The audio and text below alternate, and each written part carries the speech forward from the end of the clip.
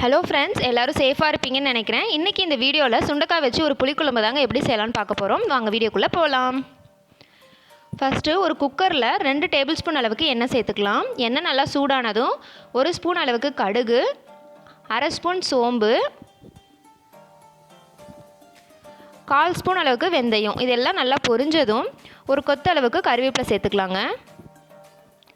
இப்போது இதோடைய 2 பெரிய வெங்காயம் ஆட் பண்ணியிருக்கேன். பெரிய வெங்காயம் வந்துட்டு மிக்சியில் அரைச்சி அதை அப்படியே ப்ளைனாக அதில் சேர்த்துக்கலாங்க. வெங்காயோடைய பச்சை வாசனை போகிற வரைக்கும் அது நல்லா நம்ம வணக்கிக்கணும்.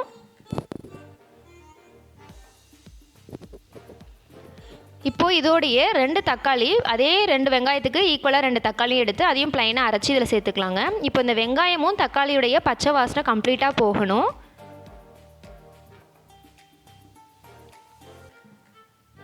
நெக்ஸ்ட்டு இதோட பூண்டு வந்து தட்டி இதில் சேர்த்துக்கலாம்.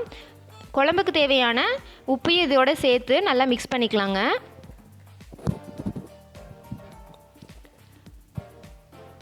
நெக்ஸ்ட்டு இதுக்கு தேவையான பொடியில் என்னென்னு பார்த்தீங்கன்னா கொத்தமல்லி தூளும் மிளகாய் தூள் தாங்க மெயின். கொத்தமல்லி தூள் வந்து 4 ஸ்பூன் அளவுக்கு சேர்த்துருக்கோங்க. 2 தக்காளி பழத்துக்கு சரியாக இருக்கும்.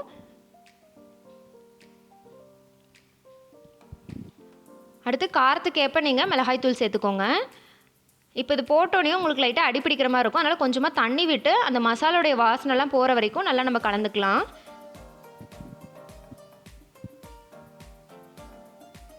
இது வந்து உங்களுக்கு ஒரு கறி குழம்பு டேஸ்ட்டில் வருங்க. நல்லா செமையாக இருக்கும். கண்டிப்பாக அதை ட்ரை பண்ணி பாருங்கள். கூடவே கொஞ்சம் ஒரு 1/2 ஸ்பூன் அளவுக்கு மஞ்சள்தூளும் சேர்த்துக்கலாம். இப்போ இதெல்லாம் மிக்ஸ் பண்ணி ஒரு 5 நிமிஷம் சிம்லேயே வச்சு நல்லா நம்ம வணக்கிக்கலாங்க. நெக்ஸ்ட் என்னென்னா சுண்டக்காய் வந்து எடுத்துருக்குங்க. இது வந்து நான் தட்டிலாம் சேர்க்கல, நார்மலாக அப்படியே கழுவி ப்ளைனாக அப்படியே தாங்க ஆட் பண்ண போகிறேன். ஏன்னா வந்துட்டு நான் விசில் விட போகிறேன், அதனால் நம்ம அப்படியே ஆட் பண்ணிக்கலாம்.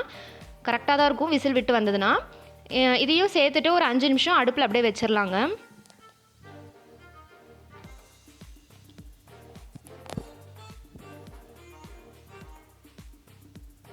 இப்போ இந்த ஸ்டேஜில் வந்துட்டு நம்ம புளி தண்ணி ஊற்றிடலாங்க. புளியும் அதே மாதிரி தான் ஒரு எலுமிச்சைப்பழ சைஸ் சரியாக இருக்கும். அதை வந்து தண்ணியில் கரைச்சிட்டு உங்களுக்கு தேவையான அளவுக்கு தண்ணியும் சேர்த்து இதோட மிக்ஸ் பண்ணி ஊற்றிடலாம். கண்டிப்பாக இந்த குழம்பு ட்ரை பண்ணி பாருங்கள். டிஃப்ரெண்ட்டாக இருக்கும், உங்களுக்கு கண்டிப்பாக பிடிக்கும். இப்போது இந்த குழம்புக்கு தேவையான அளவுக்கு தேங்காவையும் அரைச்சி போட்டிருக்குங்க. 1 மூடி அளவுக்கு தேங்காய் இதில் போட்டிருக்கு. இப்போ இந்த ஸ்டேஜில் உங்களுக்கு காரமும் உப்போ கரெக்டாக இல்லைன்னா நீங்கள் இன்னும் கொஞ்சம் எச்சா சேர்த்துக்கலாங்க. இப்போ வந்துட்டு நம்ம விசில் போட்டு மூடிடலாங்க. அதாவது ஒரு விசில் வந்தால் கரெக்டாக போதுங்க, ரொம்ப விட வேணாம். இப்போது நான் விசில்லாம் அடங்கிடுச்சு. நான் இப்போ உங்களுக்கு ஓப்பன் பண்ணி காட்டுறேன் பாருங்கள். சூப்பராக ரெடி ஆகிடுச்சு. அது நல்லா மசிஞ்சு நல்லாவே வந்திருக்குங்க. கண்டிப்பாக இந்த குழம்பை நீங்கள் ட்ரை செஞ்சுட்டு எப்படி இருக்குன்னு எனக்கு கமெண்ட் பண்ணுங்கள். என் சேனலில் ஃபுட் ரெசிபிஸ்லாம் போட்டுட்ருக்கேன். கண்டிப்பாக உங்களுக்கு பிடிச்சதுன்னா மறக்காமல் சப்ஸ்கிரைப் பண்ணிவிட்டு உங்கள் ஃப்ரெண்ட்ஸ்க்கும் கண்டிப்பாக ஷேர் பண்ணுங்கள். பாய்.